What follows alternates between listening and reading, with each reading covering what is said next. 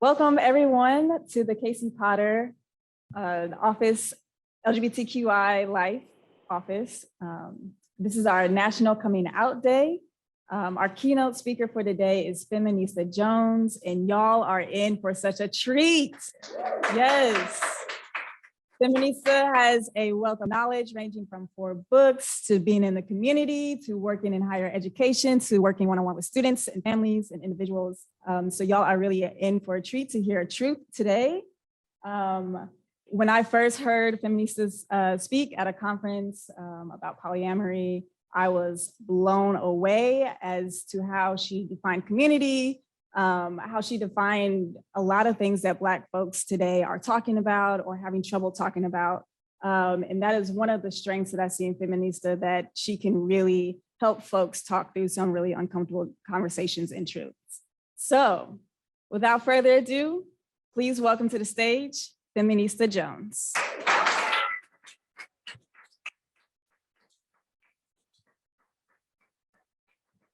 Hello, hello, hello.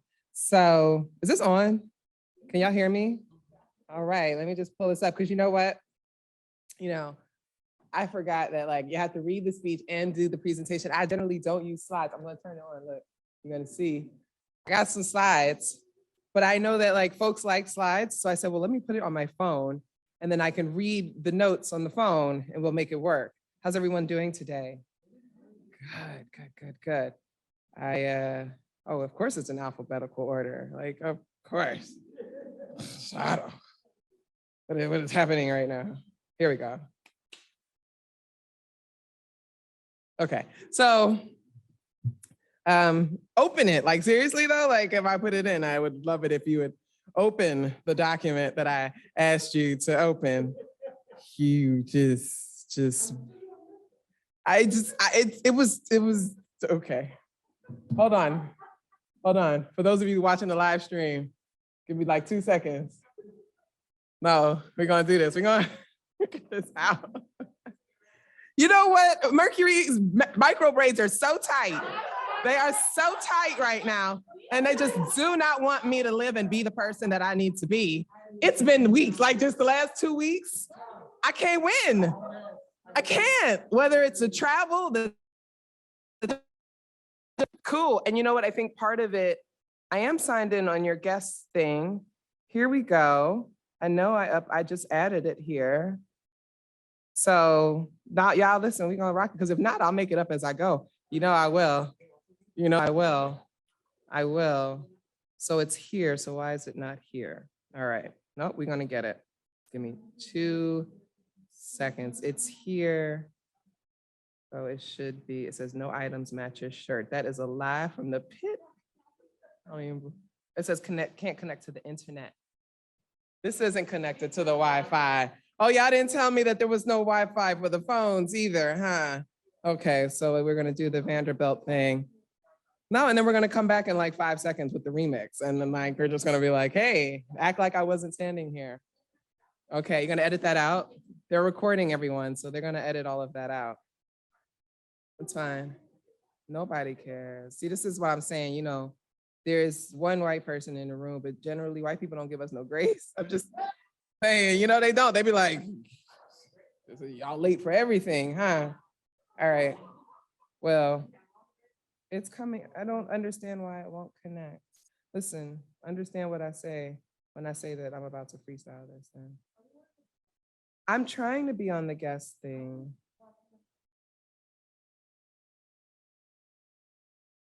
Golly.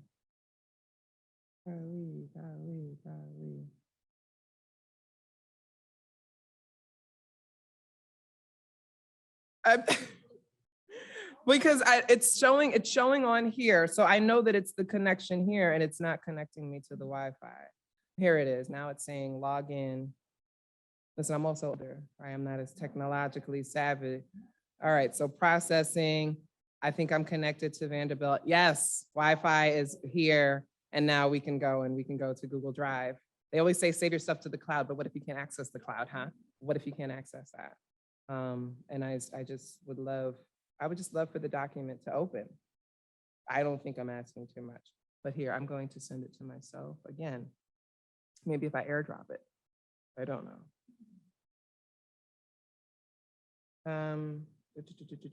This has absolutely never happened before.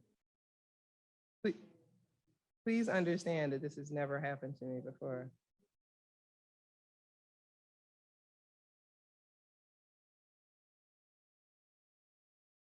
Hold on one second, y'all. It's right, it's literally, I'm clicking it. Click. Not opening. All right, so we are going to do this the best that we can because I'm not going to delay this anymore. So no, we actually gonna turn that off. I will turn it on when I need the slides. All right, so take two. Thank you so much for having me here today. And I am so honored to be here and to share some thoughts with you and share this space with you all. Thank you for coming out. I know we have some COVID restrictions, so I appreciate all of you that are here in the audience, as well as those of you that are watching in the live screen and got to see the outtakes and the bloopers of the Feminista Jones show. I appreciate your grace and your patience. My skirt has pockets. I just actually just wanted to show that off. See, custom skirt by Black designers, right? So as I do with my talks, I do like to start and honor the fact that we are on land that was originally inhabited by the Creek and the Yuchi and the Chickasaw and the Choctaw and the Cherokee and Shawnee and the Seneca indigenous people. They were displaced by violent colonization so that universities like this could be built. I also want to honor the spirits and the resiliency of the hundreds of thousands of Africans and their descendants who were enslaved in this state and built institutions like these. In 1860, there were approximately 275,000 people enslaved in the state of Tennessee. And at Vanderbilt, there are approximately, 1,200 students here. I think we have a lot of work to do with that regard. We are celebrating National Coming Out Day today. And this is the first time for me that a major university has invited me to come and talk specifically about things related to LGBTQI events or occasions. And it's something that I've thought a lot about and I've lamented publicly because I found that there is not as much representation of cisgender, femme-presenting Black queer women in these kinds of LGBTQ spaces. And part of it is that there is an assumed heterosexuality, right? And there's a misogynoir in there. There's a bit of anti-Blackness in this and assuming that Black women will be essentially the possessions and the control of Black men. So therefore we must be heterosexual and there's no other identity that we can have. And so I think that we are often said that we don't present as queer enough, whatever that means, right? We don't look the part, right? And so people assume that. And so we don't generally get asked to talk at these kinds of events, right? And sometimes there is this idea that we are passing in some way if we are not lesbian or if we, that kind of thing. And I am not trying to pit people against each other. That is not what I'm doing, but I'd like to call attention to that there is a little bit of imbalance. And I'd like to see more of it because there are so many of us out there that don't feel we can be that, whether the church told us one thing or our family told us something else. So to see more folks like that, in these kinds of spaces is really important. So again, I'm super, super honored to be here for that. And I just kind of also want to say it kind of goes against all the queer activism that we think about when we start deciding who is queer enough to be the face of things, right? So when we think about the fact that it's always like cisgender white gay men that are leading these activists in these court cases and things like that. And we're like, well, what about the rest of us? So there's a lot of rest of us. And so we all should just work for that. And since I use this kind of term queer, right? We have to think about what does it mean to be queer? Queer used to be a slur used for people that were not heterosexual. It was an antagonizing, hateful, mean word that people would use to identify people that were not heterosexual. And it, like many other words by other marginalized people, it was reclaimed by many people. Some people have not, and that's fine. It's all about personal choice. But many of us use queer as an umbrella term to cover all of us who identify as something other than heterosexual, right? And so when we think about this, what does it mean? It means to be different, to be odd, to be abnormal, to be irregular, right? That's what the definition says. But when we think about the idea of normal, shouldn't we aspire to be something queer, right? and we think about the verb of queering things, which is what the young people talk a lot about. I'm so inspired by that. It's turning queer into an action, right? Disrupting normalcy and the regular things that make the world so oppressive. That should absolutely be our goal. It'd be something that we think about. We should be queering everything that we encounter, and we should challenge ourselves to exist outside of the confines of so-called normalcy. So if racism is normal, let me be abnormal. And if sexism is regular, let me be irregular. And if homophobia is ordinary, then let me be odd. And if ableism is the standard, then let me be different. How can we show up in our spaces and queer all of the things, right? So I use the word as an empowering word. I use it as a collective word. I use it as a unifying word. And I want everybody to be on the same page with me just for today. I'm going to talk about 3 different things. And because of our technical issues, it's going to be fun. Oh, wait, I got it. Because you know what? One of them ancestors heard me and said, oh, we got to get her on the screen. So that's what we're going to do. And what just happened? Did it just disappear again? Are you kidding me? See, you know what? That ain't nothing but the white supremacist model devil, the patriarchy, the goddamn. Okay. Oh, that's okay. That's all right. I'm going to talk about 3 different things. I kind of segmented this. I want to talk a little bit more about pansexuality because I do also think this is another thing that needs more representation and more affirmation. And then we're going to talk about some queer women who I have, really just, why don't people know about these women? Like, they were just revolutionaries in their own right. So I'm going to talk about a few of them. And then finally, I'm going to really talk about our activism and the urgency of now. So I'm hoping that you rock with me on that. But we're gonna just, because it really was here and then it just stopped and it just said, forget you. You was getting a little too happy, but it's all right. Let's bring it back. All right. So I entitled this Normalcy Never Again, the remix. Why does somebody think that I call it the remix? Well, it's a speech that already exists called Normalcy Never Again. Has anybody ever heard of it? No, you never heard of it? Has anybody heard these words? I have a dream that one day my children will hold. Well, the title of that speech is Normalcy Never Again by Dr. Martin Luther King. I'll tell you, the things that we don't know about this brother, right? He was actually writing the speech the morning he was giving it, right? He's had many iterations of it. When he talked about that, I have a dream, it's not the first time he ever said that in a speech, right? People have decided that that's what they're going to call the speech because of that refrain, but it's actually called Normalcy Never Again. And in it, he talks about the urgency of now. So that's why I'm going to bring that back for us, because I think that that's one of the most radical speeches that anybody has ever given. But, the white pundits just focus on the Black kids and white kids holding hands. Right? Nonsense. So who am I? I'm Feminista Jones. I put up this stuff because I like to let people know, some of the things that I've found important to me. I started a publishing company a long time ago to self-publish my own works. I do have books that are published with major companies, but I did want to be able to own my own work and my own words and be able to produce what I wanted to without anybody telling me how to do it. I learned a lot about it, but it's great. Sankofa Summer School is an Afrocentric educational institute that I started and launched this year. And it was absolutely amazing. I'm so proud to bring it back next year. I'm really big on educating people about Black folks. It's just the bottom line. We need to know. I am a co-founder of Black Girl Missing, which is a podcast that focuses on missing Black girls under the age of 18. It's the only podcast, first and only podcast that focuses specifically on that demographic. And then I'm also a consultant. Lorraine Consulting is named from my mother who passed away many years ago.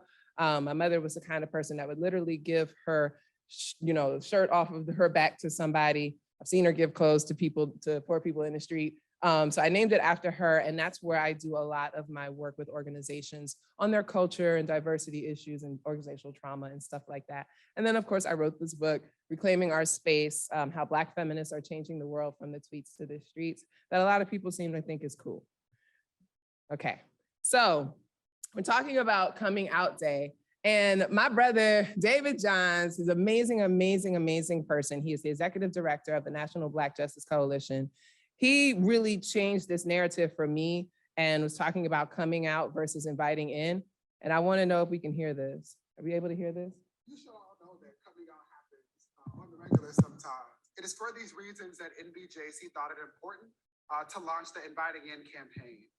This campaign underscores the diversity in our community by really highlighting that for many of us, we don't celebrate coming out. In fact, what we do is invite in those we love, members of our family, biologically and chosen. We invite them in by sharing intimate parts of who we are and how we show up in the world. And so on today, National Coming Out Day, and in the days that follow, I'm proud that NBJC will be sharing videos from beautifully diverse leaders within the African-American community who will talk about how it is that they've invited individuals into their lives and otherwise highlight the distinctions that exist for those of us who show up in the world as both Black and LGBTQ. So I thought that was important because I was actually one of those people that did one of the videos, so it's pretty cool.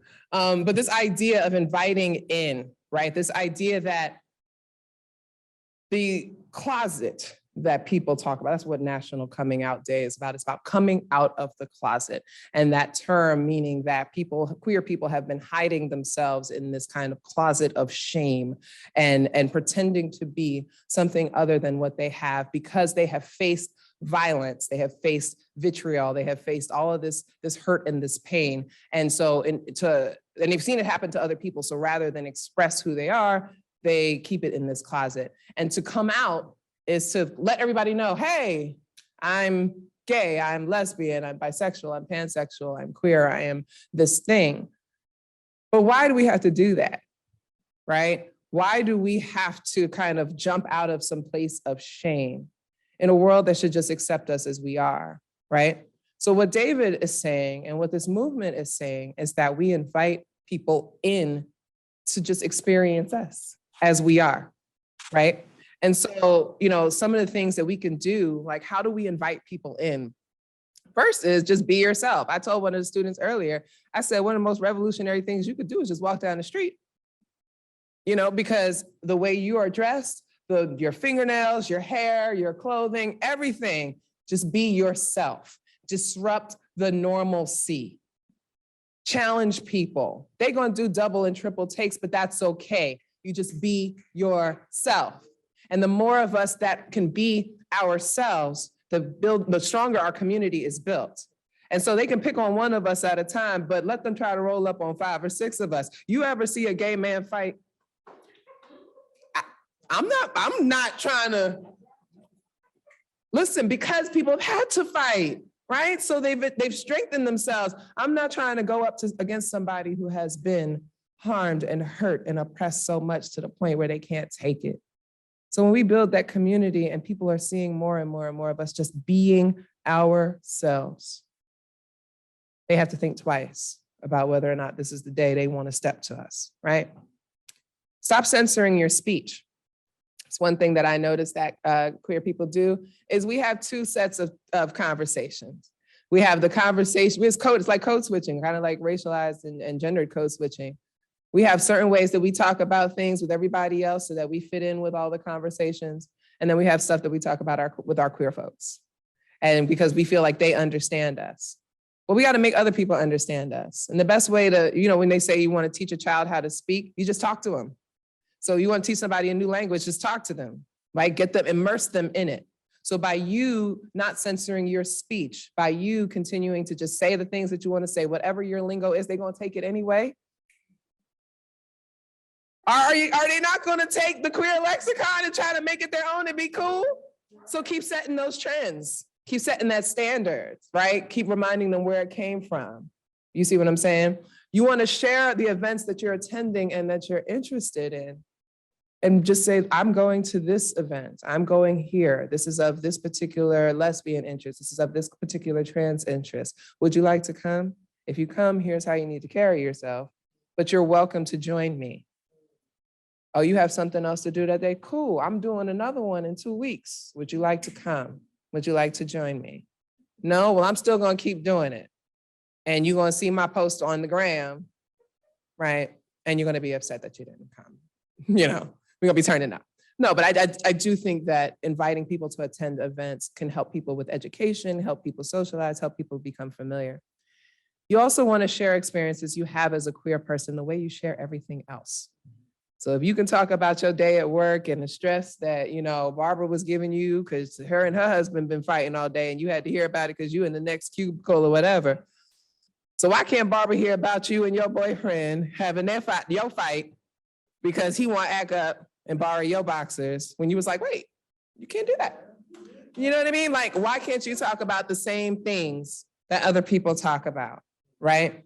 Now, this doesn't mean that doing these things will alleviate you of pushback, especially when you're in a state like this and in places like this where there's perpetual pushback. But what it does is it's an affirmation for yourself, as much as it is education for other people. And when you are inviting people in, you're basically saying, I'm actually welcoming you to join me in my fabulous life. I don't have to fit into yours. I'm not being bussed into yours, right? You think about that, like how, we talk about school desegregation. It was really just taking the Black kids and busing them to the white school, but there was never any integration. There was no exchange of that. So why is it that we constantly have to go into other people's spaces and they don't come into ours? Come into this world, come into this way of being, learn from us, observe and absorb us, right? That's how we do that. So I'll say that, I'll invite you all in. I am pansexual. And it's so funny, this term is still relatively new.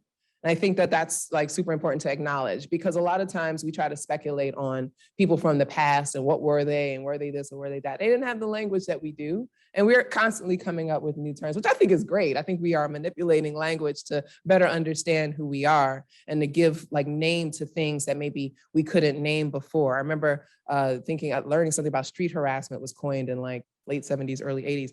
But street harassment has always existed because there's always going to be some dude on the corner yelling at people, right? But just because you didn't have the language for it doesn't mean it didn't exist. But pansexual is still relatively new. And the joke about it being bread sexual is because pan is bread in Spanish, for those that speak Spanish and understand Spanish.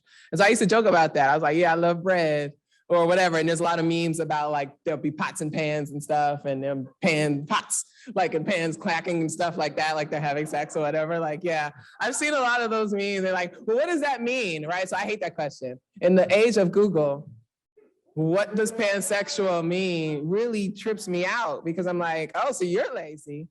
But it has a meaning. Pansexuality is generally defined as the attraction to people regardless of gender. And that language matters, right? Attraction to people regardless of gender. So there is no regard given to a person's gender. You are attracted to the person standing right in front of you, however they present, without knowledge of what is inside their body or whatever. This is your attraction. It's regardless of gender. Some people will say that you're attracted to personality more than other things. And I don't necessarily think it's about personality because some people be having whack personalities. I think it's just like you feel yourself with the flutters and the butterflies for people without necessarily being able to identify their so-called gender, right? We could go way into that, right? Because we could really get into what is gender and the nonsense, right? But this comes up, and the reason why I said that the language is important because when we talk about pansexuality versus bisexuality, there's a lot of tension around that between groups who are saying, well, pansexuality isn't real. It's the same thing as bisexuality. But when some people, in a general definition of bisexuality is being attracted to more than one gender, right? That's different language than regardless of gender. And it's a nuanced thing. It's a thing that we can tease out a little bit, but there's a difference there, right? And so I think that we have to like kind of hold space for that and honor that there is a slight difference. Now, with all that said, people can identify how they want, right? And what's comfortable for them. There's many people who are just like, I'm bisexual. I used to identify as bisexual, but I realized over time when we got this new language, I was like, wait a minute, I think that this describes me a little bit better. This is more in line with what I've been thinking. I couldn't explain why I was attracted to this person who presented as, non-binary. Was the first time I ever heard somebody call themselves they, them. This was many years ago. And I was just like, I cannot tell what you are. This is the first time that I had to check myself and be like, why does it matter? You are fine as shit. That's all I knew. And their name was Jay. I was like, oh, that's helping. I like it, so, but again, I'm older, so we didn't have this growing up. So that was really important to me. So I think that there's definitely, it's worth having the conversation of pansexuality versus bisexuality, but I think sometimes we get caught up in the fighting and the bickering and the who is what, and oh, you're not really this, and we don't need this, and oh, pansexual people are biphobic. But I don't like all of that. Y'all, we don't need to be fighting. We don't need to be fighting. We got enough to fight outside of ourselves. We don't need to be bickering over these things, okay? Why does pansexual visibility matter, right? And I am highlighting people who have identified as Black in some way, specifically because, again, what I said earlier, there's not a whole lot of representation for folks like me. And so when Janelle Monáe, the artist at the top, first came out as pansexual, I was like, wow, I don't think I've heard another Black woman celebrity come out and say she was pansexual. I knew that I was this thing, but I had not ever seen that. So that was the first for me. I was not looking for validation through that representation, but it was damn nice to hear it, right? Considering the language is still so new. And then you have the artist formerly known as Angel Hayes, and they changed their name to Rose, but they also made it clear before, it's like, I'm, pansexual, which was important. Amanda Stenberg, she's an actress. She's once identified as bisexual, but then she clarified, she said, like, when I learned this new language, I realized that this was more for me. And being that she is younger and is reaching this younger generation, is definitely important for them to see someone like her. Like, she's in all these movies and she's really popular and things like that. And this is a hip hop artist. And, the Rose is a hip hop artist, which again, when we talk about queerness and hip hop and the mainstreaming of things, this is super important for somebody to be out, right? We look at a Lil Nas X and him being out and all of the talk around that, mostly because he is a cis man, right? And for a cis man to come out as gay and be out as gay, I should say, is heavy in hip hop, right? Right? Okay, because there's still a misogynistic, patriarchal shithole that I love, and I'm still working on that. Okay. I'm still working on it. I'm really writing a book in which I'm like, we need to leave hip hop alone. And I don't know if I can get through that, right? But, you've got actresses, you've got, rappers, you've got, and Amanda is a bit of an activist herself. And then you also have these characters, right? So Spike Lee's She's Gotta Have It, his original Nola Darling, that was many, many years ago. They rebooted, and she is pansexual, right? And what I loved about the messiness of her character is that she's still figuring life out. And so, people are looking at her, they're like, oh, well, pansexual folks are just promiscuous and they just want it all and blah, blah, blah.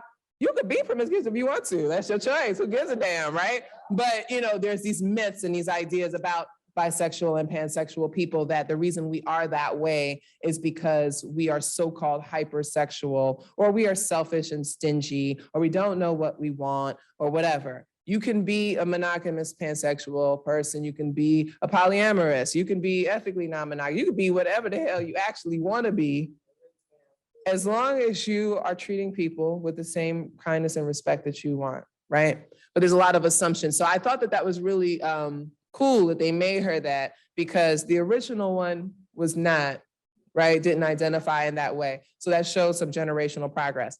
And then they're talking about Lando, right? Star Wars, one of the biggest movie, if not the biggest movie series, maybe outside of James Bond or whatever, of all time. And he's bringing this character that was once played by a notorious ladies man, right? And he's like, his whole thing was, well, how could he not be pansexual? Because there's species that are not even human, and you don't know if they are a girl or boy, man or woman. And so, you know, I thought that was like a fun, he's a comedian, is like a funny way of thinking about it. But the fact that they were pushing this character as being pansexual, considering being a cisgender Black man, was also super like important. And that visibility allows people to feel like, wow, I can be this thing out loud. And if I still want to be an actor, if I still want to be a musician, if I still want to be a public speaker or a writer, I can still do these things.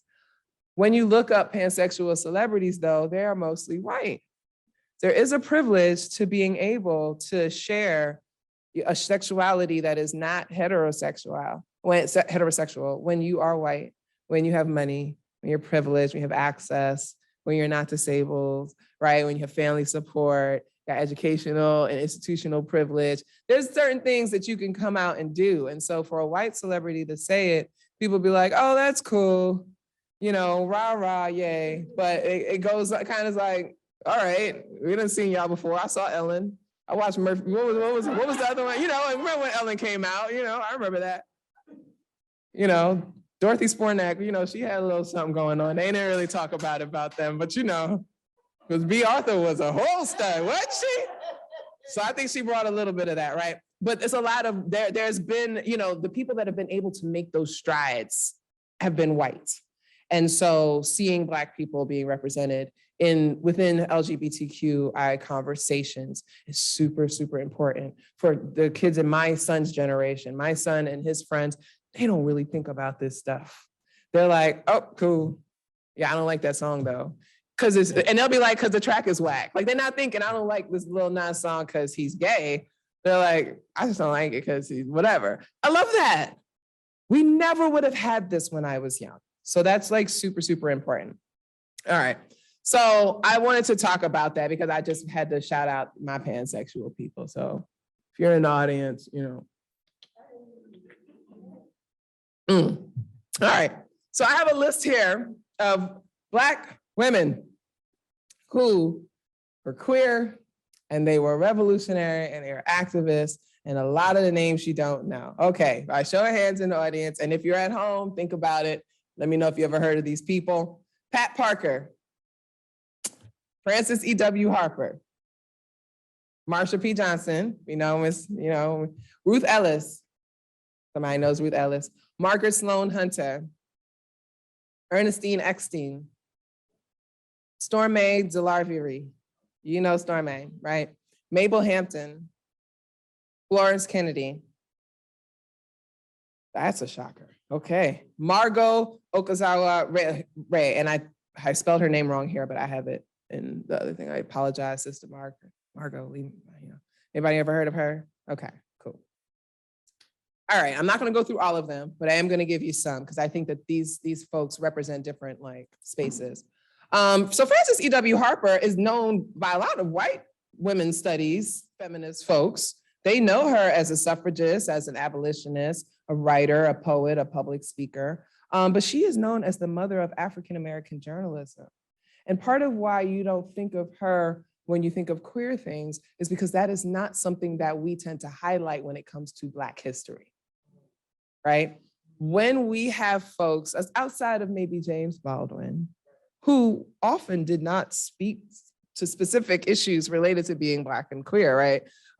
We don't even mention it, which I find incredibly problematic, but that is something that we have to work it out, to work out within our own disciplines and our studies and things like that. We will say all of these things and never say that this woman was a lesbian or bisexual. And the reason why I say that is because there's documentation, some say lesbian, some say bisexual. This woman, if you're the first first African-American journalist, that's major. The fact that you're gay is also major, right? So why do we erase that? Frances E.W. Harper, okay? Brilliant woman. I think she passed away in 1911. So she was doing these kinds of talks and things like that when women weren't going around the country speaking, right? You've heard of Ida B. Wells. So why haven't you heard of her? Doing the same work. Margaret Sloan Hunter was one of the, you see her face, you know her face, right? I'm about to say, I need y'all to be in the room with me. So she is one of the early editors of Ms. Magazine. You know what Ms. Magazine is? Ms. Magazine, feminist magazine that came out, right? She was one of the early editors. She was a co-founder of the National Black Feminist Organization. We've heard of that, the National Black Feminist Organization. She also helped organize the Berkeley Women's Center and a feminist school for girls, right? It's super, super important for a Black woman to be able to do that.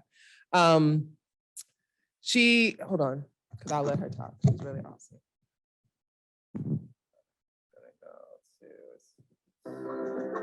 In terms of our numbers. And we were really trying to let women understand that it was very important to come together, at least politically, on issues that affected our lives, because a coalition that powerful really could and can make some waves in this country that will lead to some kind of radical change. Did you get the same kind of response from women across the country, or did they ask different questions in different parts of the country? I don't know. I think that one interesting thing that would come from women who weren't in New York and Los Angeles, they would always assume that that somehow New York and California in general would had everything together, and yet we would be in their towns and we'd see these, women's centers that had HEW funding, and we'd see these really radical projects and very imaginative kinds of things that were going on. And because they unfortunately had read the media, they believed that everything else was important outside of their own area. And we were very impressed by a lot of the activity that was going on in the Midwest and the South, the Northwest. It was really. I just like to hear her speak. She talks, this is a really great thing. If you look it up on YouTube, she really talks about the importance of Black sisterhood and what it's meant to the feminist movements and things like that. But I also because you don't know her name, and to hear her talk about her work, what they were doing back then, they were not just sitting in their offices at their magazines and in New York and LA. They were actually going around the country, meeting with women in different states and different cities, really trying to spread this idea of women's liberation, of queer liberation, right? She was one of these early activists she's a lesbian, and she's like, this is what we're doing. And it was really interesting because there were some fractures in the feminist movement when it came to the heterosexual women and the queer women and what the agenda should be, right? And so if we add the lesbian thing, we add the bisexual thing, is it going to harm the progress for women? The same way many of the suffragists were like, well, if we add the Black women thing, is that going to hurt our progress and things like that? Is always thinking about themselves first. And just imagine how much further along we could be with a ratified ERA if we could just get together and cut the nonsense. But you need to know this name. You need to know this amazing, amazing woman. Now we're with our Stormé Delahourie. I just think Stormé is so badass. So she's known as the Stonewall lesbian. She was a drag king. She used to perform in drag. And one of the earlier drag kings of this movement, I'll say of this movement, because back in the Renaissance, we had a few, and even before that. But why they call her the Rosa Parks of the gay rights movement is because Stormé was, she was a bouncer, and she would go work down in the village in New York City and protect the folks that were going to the gay bars and the queer bars and things like that. And she was a bouncer, very strong, very, mask presenting. And it was she who was getting kind of beat up by the police that sparked, sister we talked about earlier, Marsha, throw bricks. They started throwing bricks because this is who was getting beat up by the police. So when we talk about sparking the Stonewall uprising, is what was happening to her that people jumped in to defend because she had been protecting them for so long. And that's how we ended up having the Stonewall uprising. And now we honor Stonewall, which led to, the Pride Parade and celebrations of Pride Month and all those kinds of things. So they call her the Rosa Parks of the gay rights movement. I just like to call her the Stormé Delahourie of the movement, okay? Florence Kennedy. Florence Kennedy is one of the most fascinating people in all of American history, okay? If you know who she is, sometimes you don't know the name, but when you see her, this is a tame outfit, right?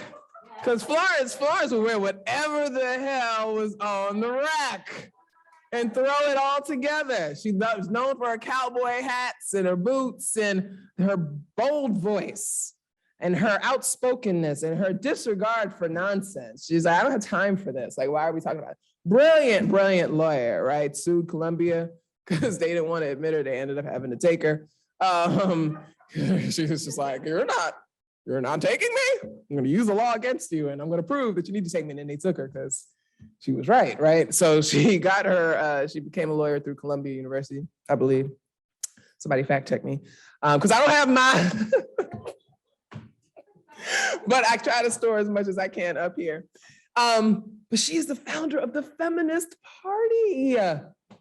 What is the Feminist Party known for? What is probably the biggest thing that the Feminist Party has ever done politically? Anybody know? Huh? No. Oh, no, but yeah. Anybody know? They nominated a woman to run for president. Shirley Chisholm. Okay. Because Shirley knew she had more support from women than she had, from the Black community, unfortunately. Many men in the Black community and white woman Gloria Steinem backed the white guy, because they felt that person would, put them in a better place. And, it's really unfortunate. Imagine, again, we talk about solidarity and support. Imagine how far Shirley could have gotten if she had the support of all the right people, right? But she's also the co-founder, National Black Feminist Organization. Florence Kennedy did so much to advance the agenda and the progress and the work of Black women, of queer people, of lesbians, of so many. And I don't think that she gets honored enough. I don't see how we can mention Gloria Steinem and not mention Florence Kennedy in the same breath. I know how, but we should not be doing that, right? So that's super important. All right. So now I would like to talk about the urgency of now. I would like my speech to pull up. It's saying I have no connection, but that's okay. We're going to talk about that. You seen Dr. King? Okay, cool. I can take him out. And okay, I can go back to my speech. So this has got to be no more speeches during Mercury retrograde. I'm going to be checking all the charts now going forward because I'm not dealing with this anymore. No, okay. So, Dr. King was a Christian preacher, right? Was not the most queer affirming person in the world. But, one of the things that we know as Afrocentric scholars and Africologists is we have to situate our ancestors where they were and in the conditions under which they were living, right? We have to place people and give them context and extend some grace because people have always done the best they could to survive under this oppressive, violent colonial domination, right? So when Black people turn to things like Christianity or other faiths as a way to survive and to cope, we don't get to retroactively castigate them. We don't get to chop them down and be like, we're going to throw you away because you were this thing at this time. I don't think that that's fair. We can have different views and things like that. I think today, if Dr. King were alive, I think he'd be right along with all of us because we saw the trajectory of where he was going with his activism. So towards the end, he was working for housing rights and labor rights and things like that. And I think that the more he became aware about these other things that were going on for folks and the more people he was meeting with, the more radical his politics were becoming. And they were already radical in the face of things, but he was leaning there. I do believe that he would stand firm with us in our journey. However, I do think that there's some things that he has said, particularly in his speech, Normalcy No More, which we know as the I Have a Dream speech that I think I want to bring into this space. He said, we refuse to believe that the Bank of Justice is bankrupt. We refuse to believe that insufficient funds in the great vaults of opportunity for this nation. And if you remember, he was talking about America wrote a promissory note and has to cash in, right? There's a lot of promises that were made to a lot of people by this nation, because it said that all persons have these inalienable rights: freedom, justice, liberty, pursuit of happiness, all democracy, all of these things. They were not supposed to be determined by race or by gender or by class or by sexual orientation. They were meant for everyone. So as the United States continues to make progress, they still owe a debt. And a big part of that debt is to queer people. We have also built this nation.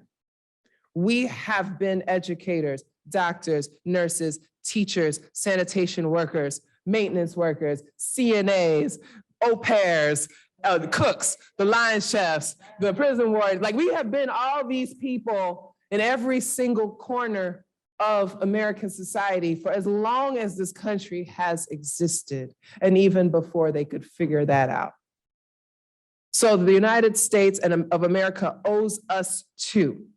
And I think when we get up every day and we think about our activism and what we are fighting for, it's because we believe that we will be able to cash that check, that someday things are going to be all right. Because if we didn't believe that, what would we be doing this for? What would be the point? We have to have hope. And I know it's so easy to get jaded and cynical. Trust me when I say that I have my moments where I'm just like, this ain't it. Where's the mothership? I'm ready to go. I'm ready to go, because y'all ain't gonna get it together. And you're not gonna destroy my spirit in the meantime, okay?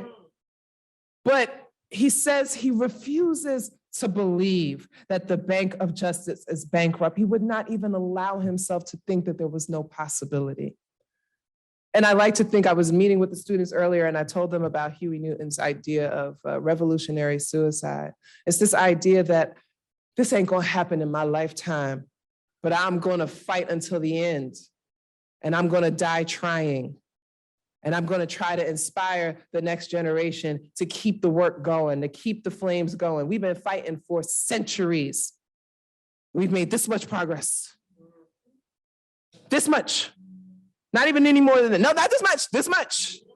Centuries has taken this much progress. So we have to keep going. We are just in a new iteration of this work, but we are standing on the shoulders of our ancestors whose bodies now lay in this ground upon which this university and all the others are built. Okay? And so we have to honor the blood and the sweat and the tears that they gave to move us collectively forward.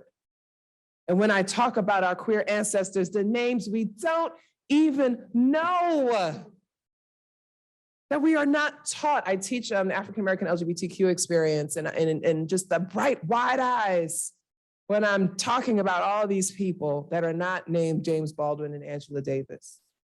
They're just like, what? I had no idea. I had no idea. I had no idea. We got to make sure that our young folks have an idea. They got to know the power from which they come.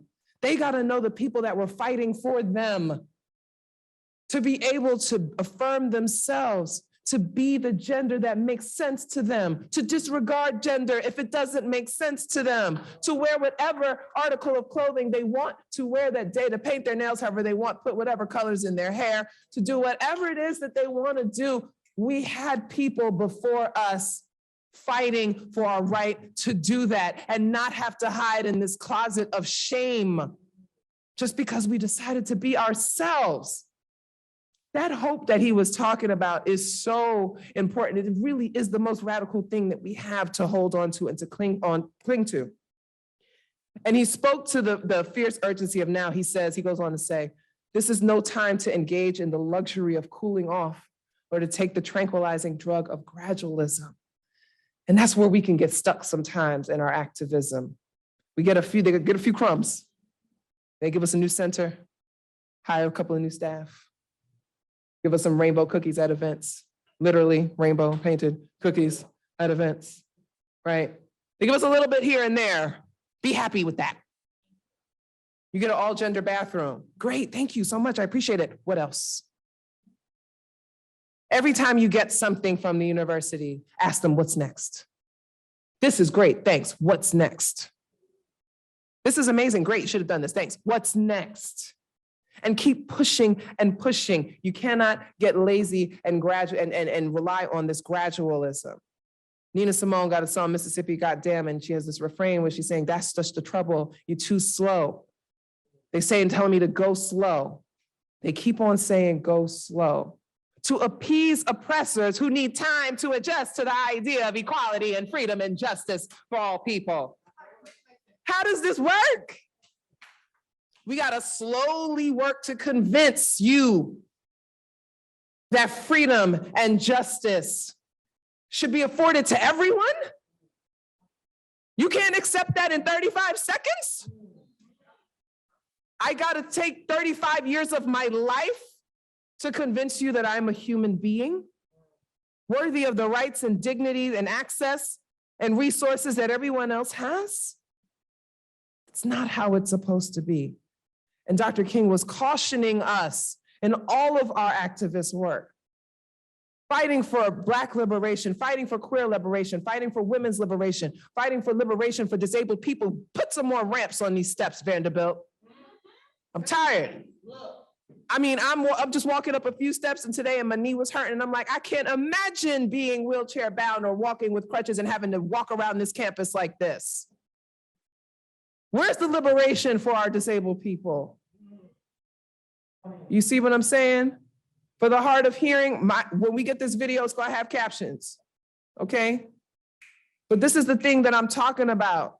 We can't get lax. We can't be lazy. We can't think because we did for this group, then this is okay because I identify with that group. Well, what about the other 4 parts of me? Do they not matter too? Right? So we can't be lax. And I love coming and talking to young people like yourselves because you still have that energy. But remember the Student Nonviolent Coordinating Committee, okay? Remember the young people that were at the bars and at the universities that were gay and they were queer and they were hiding? Sister Ruth Ellis, I didn't put her up there, but Ruth Ellis was the oldest living out lesbian woman. She died at 101 in the year 2000. And what she did before any of this stuff started, she opened her home for queer youth to come in and to be themselves and have gathering spaces and community spaces. There's now a center named after her that provides that safe space for Black youth in Detroit, right? Queer youth in Detroit. She was always out. She came out as early as 1915, but she said she had supportive family and it didn't matter. That's all they need, is supportive family. How many of our young people are out in these streets right out here in Nashville, ain't got nowhere to go? So you as activists on campus, you are that part of this community. How do we open our doors for them? How do we invite them in to this safe space that we have created here, right? You gotta think there's an urgency. We think of the pandemic that we did not predict that was gonna happen, although in 2016, 2017, I was tweeting that something monumental was gonna happen that was gonna change everything for us and that Donald Trump was gonna be a problem and that we were all gonna struggle and all the prices of everything was gonna go up. I said it was coming. They know. I said it was coming, but I didn't know it was gonna be a damn pandemic. But the spirit had just put something on my heart. You gotta prepare yourself. I told her, I said, y'all better stock up on some non-perishables. So I said, stock up on the paper towels and toilet paper. Nobody listened to me. But I knew that what happened? Almost 1 million people are dead in the United States. And we're still not blinking over this. We're not, nothing. Nothing. She got a midterm tomorrow. Tuition is the same price. Tuition went up. Well, they say yesterday's price is not today's price. That's what the universities are saying to y'all. Y'all coming back after COVID. Yes, the pre-COVID price is not today's price, is what the university said, right? And people are struggling still. It's still hard. So for the people that were struggling before, how do we think it is? All the people that are still out in the streets, all the people that don't have the love, people that folks won't even touch or hug, people that we walk by every day on the street. Think about that the next time you walk past somebody that's just on the street. Can you at least just say hello? Just hello, just acknowledge their humanity and their presence there. Talk to your family members. The holidays are coming up. Check the bigotry in your family. That's a way that we can do this. You don't have to live in the closet of shame. You can invite them into a world of freedom, a world where we don't talk about people like that. We don't use those terms anymore. We speak affirming language, supportive language. We honor pronouns. We call people what they want to be called. You see what I'm saying? That's where we have to head with this thing. And I was saying to the students earlier that towards the end of Dr. King's life, you could read some of his speeches and his interviews and things like that, particularly the one in Playboy. There was this urgency, like he knew he didn't have much time, particularly after they killed Malcolm X. It's almost like he knew he was next. And there was this urgency and this fire, but we should not be waiting for people to be executed. We should not be waiting to lose 750,000 people to spur us into. We should not be waiting for these devastating attacks in different spaces. We should not be waiting for those things. We can't get lax. We can't be gradual. We have to wake up every day with this urgency and this sense of right now. Change needs to happen right now. We need to fix this right now. Okay?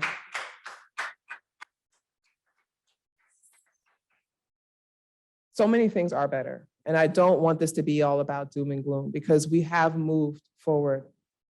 And there are things that are better, okay? But we still have so many people that are still struggling and we cannot forget them.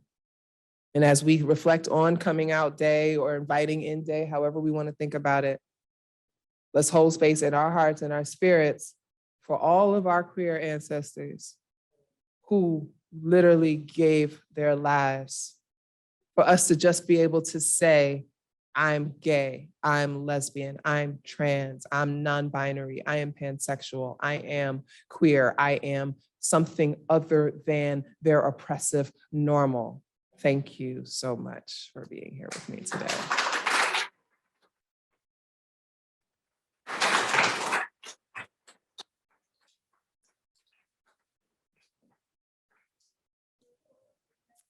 I went 2 minutes over. Okay. No, it's fine. Whatever. Yeah, if anybody has any questions or anything like that.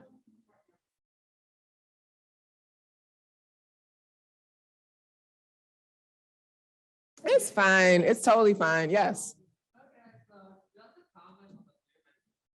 Mm-hmm.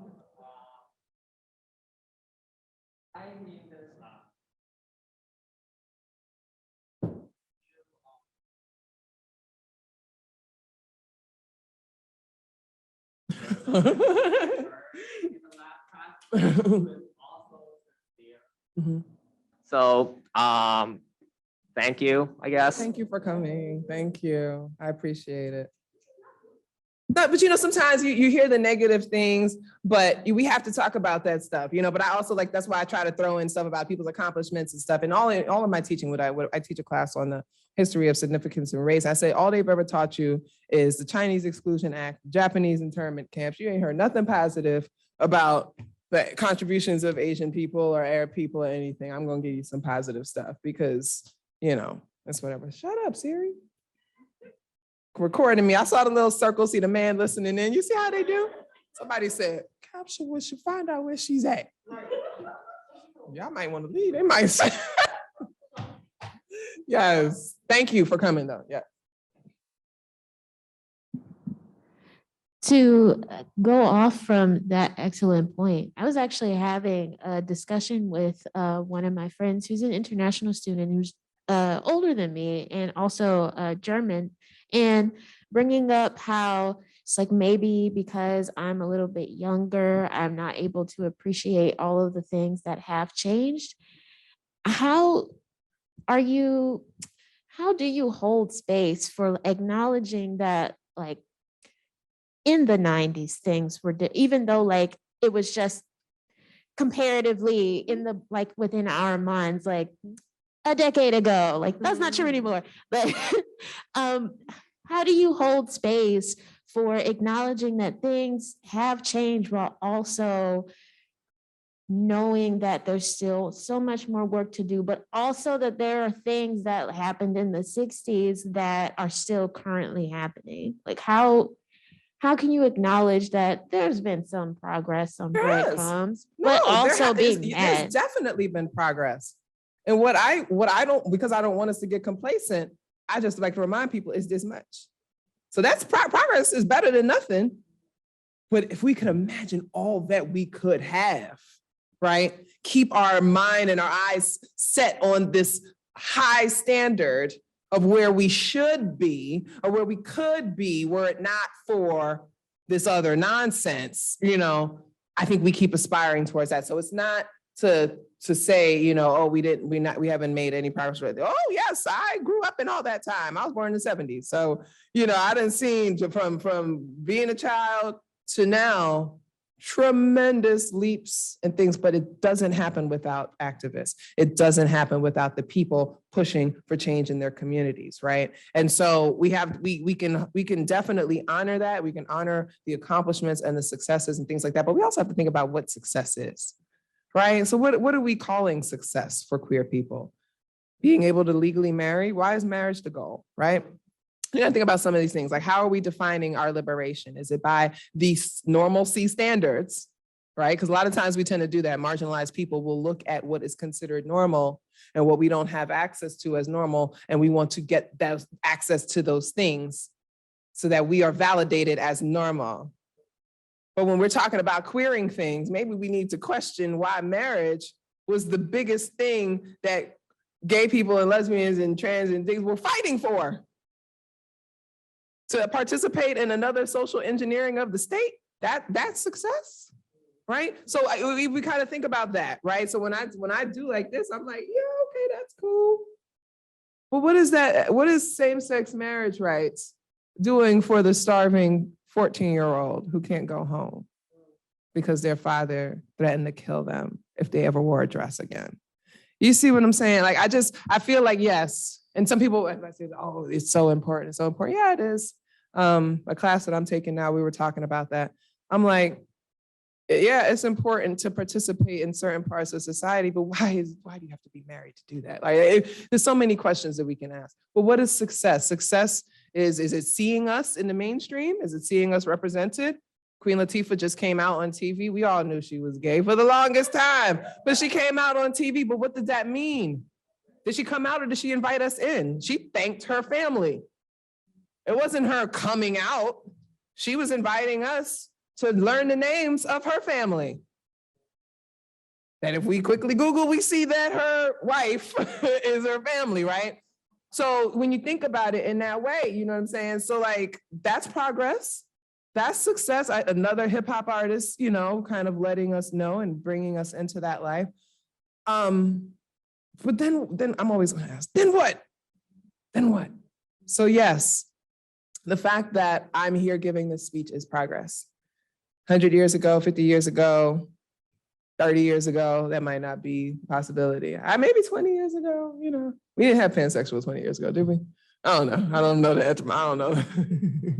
I don't know where it started. But you know what I'm saying? Like, we didn't have those things. So this is progress. The fact that you have funding to do this, the fact that you have any center on this campus, any staff that is working specifically in this, that is progress, yes. What next? I will always ask, what's next? Right? Feel me? Yeah. Mm-hmm. Yes. Mm-hmm. Oh yeah. How do I navigate criticism? It's tough because it's like, well, where is the criticism coming from? That's the first thing I think about. Like, is it coming from people whose opinions I value and respect, and like people who I may have harmed, albeit inadvertently, or is it just some losers who are bored sitting behind their computers, like, who have like an ebony kink, ebony like femdom kink or something? Like, am I responding to that because they want me to curse at them so they can feel a certain way? No, I'm not giving you that. not without compensation of some sort, you know, like this is not what we're doing. I mean, I'm sorry, I know this is still being recorded. Oh my goodness, okay. But, okay, you know, I just, but I have to think about the source. I'm not above criticism. I'm not above reproach. I have been wrong. I have done things and said things in my past that I'm wholly ashamed of. Well, it's not so much that I'm ashamed of it. I just wish I hadn't done them. And I've, you know, tried my best to make amends over the years, right? I'll accept criticism from people who believe that I have said or done something wrong. If I believe that I was wrong, I'll own it. If I don't think I was, then I will say you have the right to your feelings. You are entitled to feel how you want to feel. You're entitled to your reaction and your responses to things. But most of the times, the people will say something, oh, you know, this word was wrong. I'm like, okay, cool. I don't know all the language. I don't know all the lingo. I'm not going to get it right. I wrote a long form piece called The Privilege of Being Born Woke. You know, these young people, y'all come out speaking multisyllabic words, you know, all the justice terms. Your first book is actually a picket sign. You know, I didn't have that. Okay.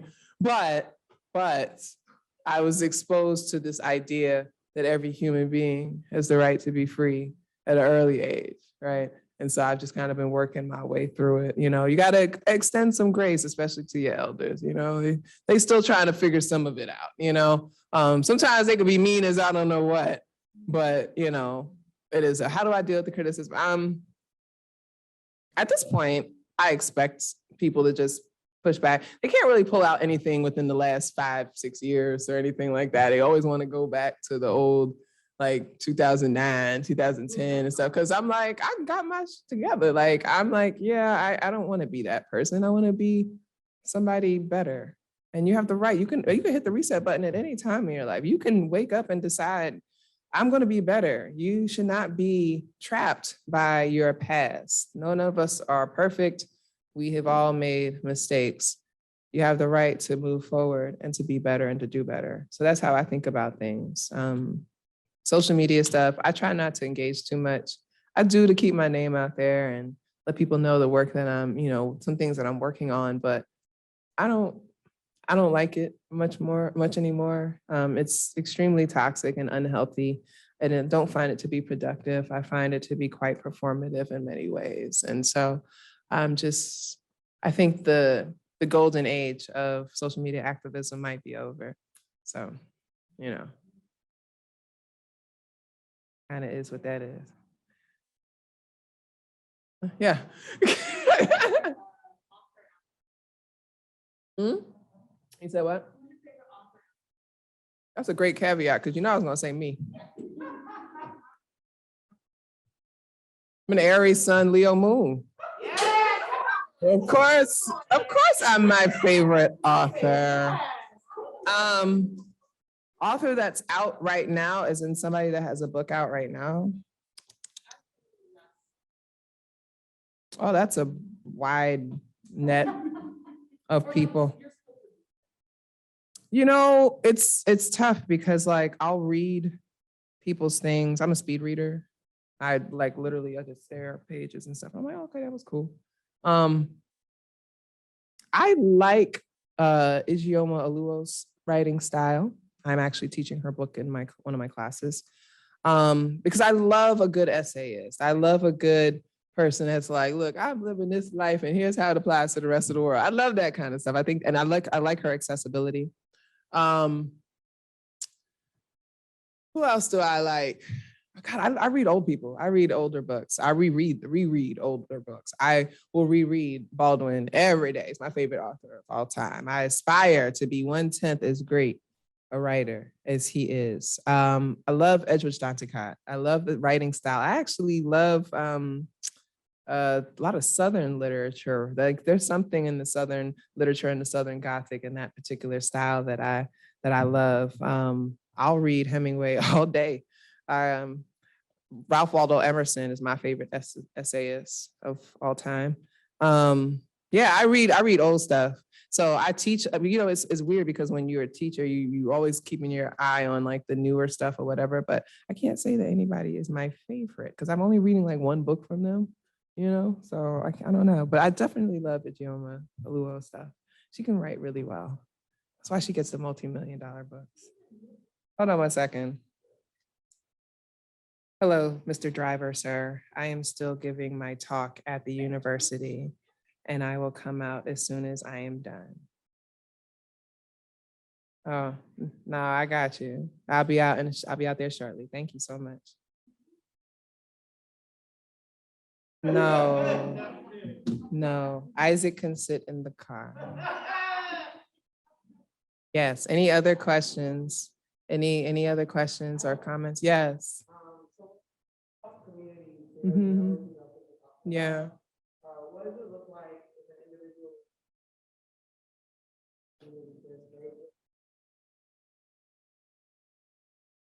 Mhm.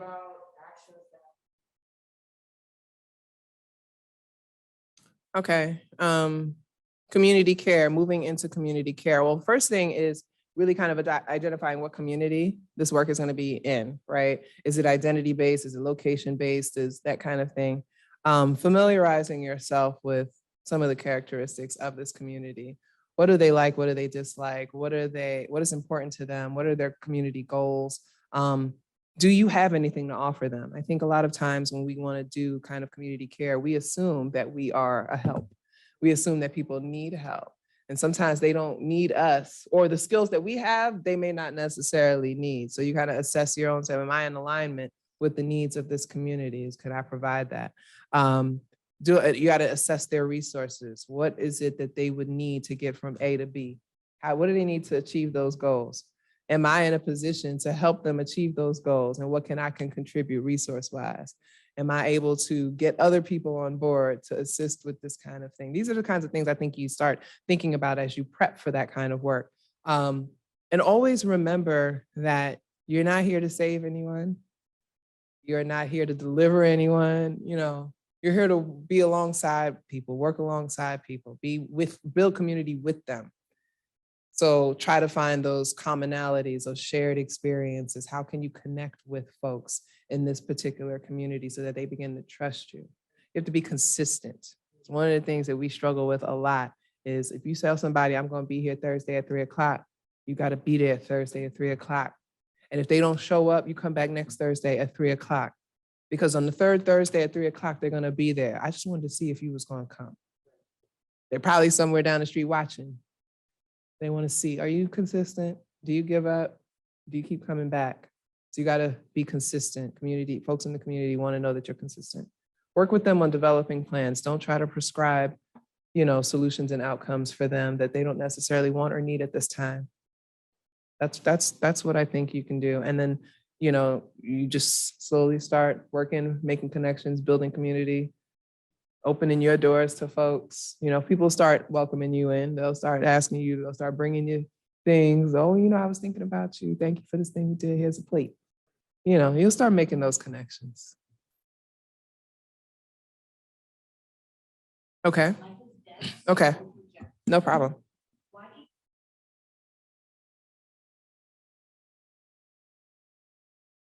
I think we are working towards freedom for all, and I think it's iterations just by our life cycles.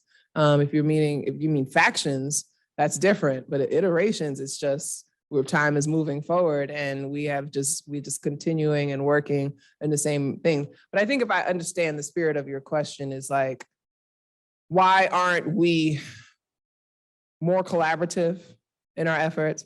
And I actually don't think that that's helpful. I don't think that that's the way to go. And I've said this in some other talks, and I just have this analogy, this like metaphor. Imagine that we are an orchestra and each of us plays an instrument really, really, really well. And we spent a lot of time honing our skills with that. And we bring that skill and that expertise to this orchestra. And we're working alongside people who have done the same with their instruments. We're able to get the sheet music real quick because the blueprints have already existed, and we can play the song. Probably don't even need practice. It's just everybody knows what they got to do, and we're working in concert. So everybody can't do everything, okay? So the Black queer woman doesn't need to play the piano, flute, and guitar, right? What you usually do, right? You're playing so many of the instruments when really it's like if we could just strengthen one, two maybe, then we can kind of just bring all of that together. And so I think that that's how we achieve collective liberation, is by, spreading the work around. I tell people, I was like, it's so much easier for 20 people to do an hour of community service each than one person to do 20 hours. And we don't think like that. Over 300 and something million people in this United States. Imagine if all of them over the age of 10 gave 1 hour a week towards a community service project. Imagine millions and millions and millions of work, of volunteer sweat equity going towards stuff. We'd make America great for once. So yeah, thank you. All right. Let me get Isaac, because Isaac is waiting. Isaac is like, you my date tonight. I hope this helps you to realize that we still have a lot of unlearning to do as students, as staff, as faculty, as community members. We all have a lot of work to do. So thank you again, Feminista, for being here. And this concludes our National Coming Out Day. Thank you.